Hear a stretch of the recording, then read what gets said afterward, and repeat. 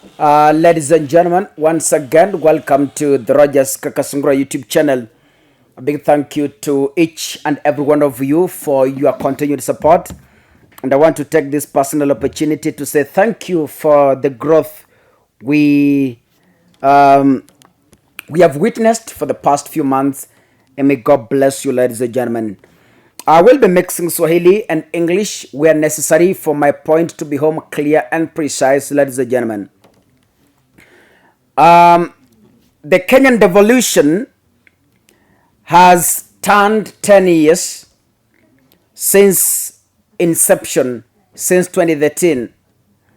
And for the past 10 years, I could say senators and some governors have been searching deep in the forest to put counties on track. Because there are those who came and found everything flat. They started from scratch, from building a county in 2013, and some governors came back for second terms, that is 2013 and 2017. In that, senators also have been searching deep in the forest on what exactly they are supposed to do. But let me say this. The Constitution of Kenya, Article 96, outlines the roles of a senator in a respective county. Number one, the Constitution says that a senator represents a county and serves to protect the interests of that respective county. Number two, the senator is supposed to participate in the law-making function of parliament by considering, debating, and approving bills concerning counties. Number three, the senator is supposed to determine the allocation of national revenue among counties as provided by the Constitution, and he should exercise oversight on those funds. Number four, the senator also is supposed to participate in oversighting state officers and overseeing impeachments of the president, the deputy president, and even the governors. Ladies and gentlemen, these are four roles that the Constitution gives senators. Ladies and gentlemen, Kenya, we are having a miss in terms of representation rules. We have been having a miss. And going forward, I want to educate the electorate that going forward, as the electorate, we should elect a governor and a senator from different parties. In fact, if possible, from rival parties. If in your county, let me give an example of Nairobi. Nairobi right now, they have an ODM senator and a UDA governor. We understand that politically UDA and ODM have been in loggerheads, meaning if we have a governor and a senator from rival parties, they will manage playing their roles in terms of keeping their lanes. Like now, it could be very easy for Edwin Sifuna in Nairobi from the ODM party as a senator to oversight Johnson Sakaja, a governor from UDA. But we have a problem as Kenyans. You find in other counties, the electorate elect a governor and a senator from the same party. Now, it becomes very difficult for that particular senator to oversight a governor. You find in other counties, senators write on the governor's campaign trail to sell his agenda. The governor is the one who is fueling the cars. The candidate governor is the one who is paying bills. The candidate governor is the one who is burdened to make sure that the campaign succeeds.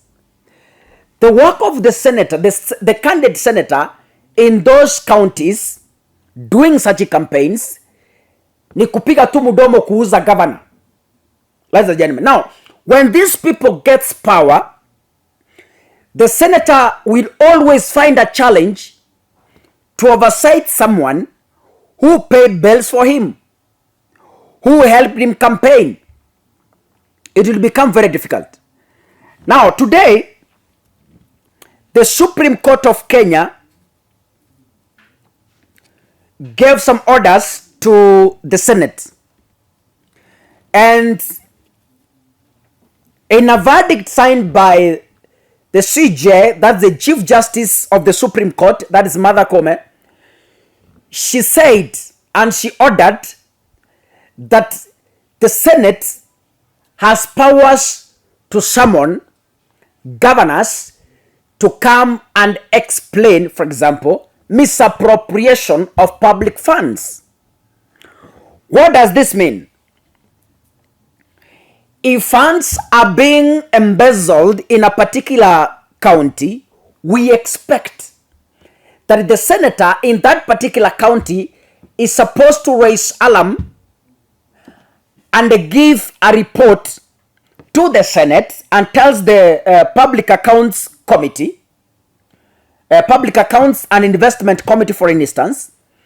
It tells them, no, ladies and gentlemen, my county waliweka funds 200 million kwa agriculture, but according to the report I have as a senator from my oversight role, is only 100 million that were used. So I want my governor to be summoned to explain where the other 100 million went. Now, how will a senator who his bills were catered for that particular governor will summon the governor to come and explain? But ladies and gentlemen, let me say this. You know, this has been there, but according to me, since 2014 or 2013, when governors, when the counties were formed, the governors have been taking superiority. They do things as they want. They get summoned, they don't appear. They get questioned, they don't answer. Governors has been acting on superiority. But I believe the orders from the Supreme Court will at least cut some horns from the governors so that the Senate regains its powers to summon the governors so that public funds at county level are spent with the constitutional seriousness they deserve. But again, let's remember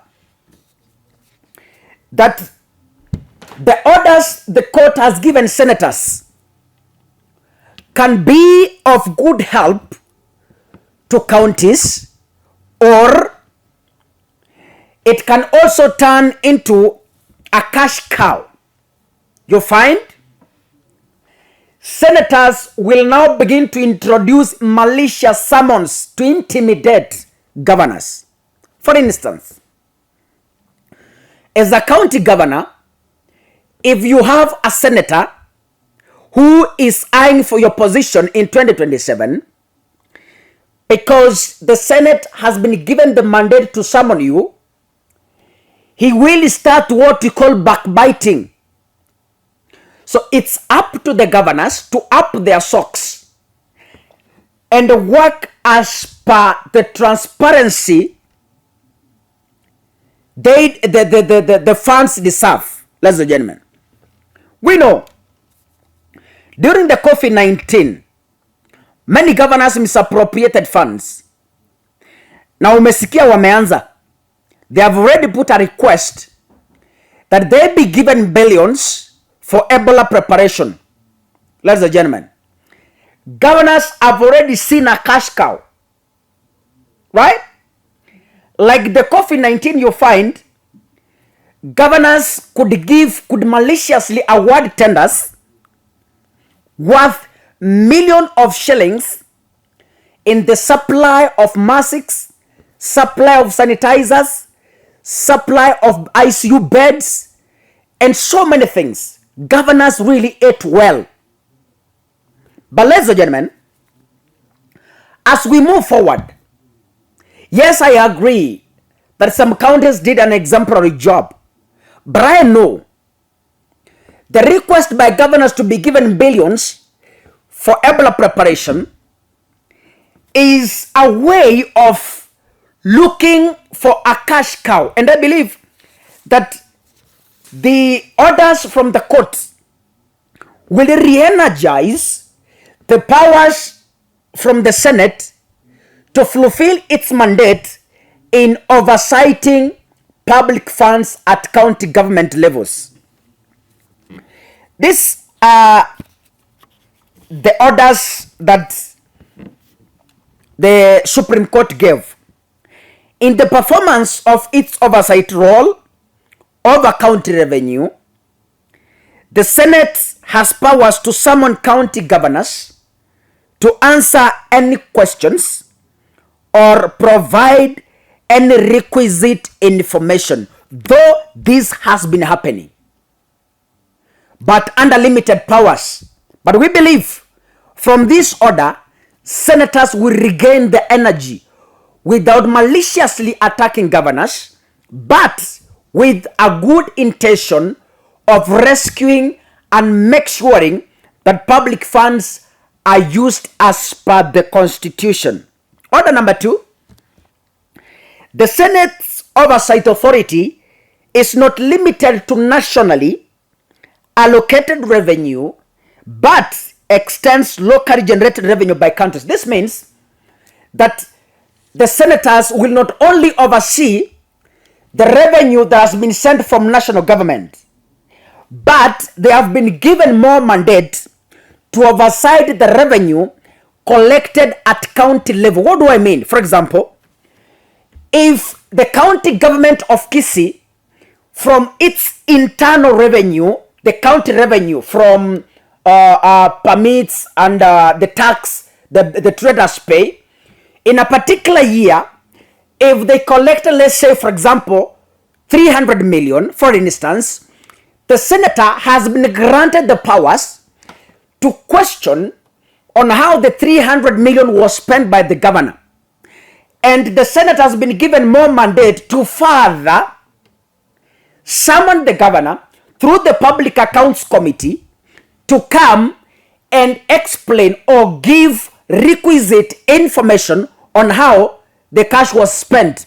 Previously, ladies and gentlemen, the Senate seemed only to oversight funds the budget sent from the national government. Remember, the Constitution gives senators mandate to allocate funds to county level. You remember a debate about one vote, one man, I don't know, one man, one shilling. Do you remember that?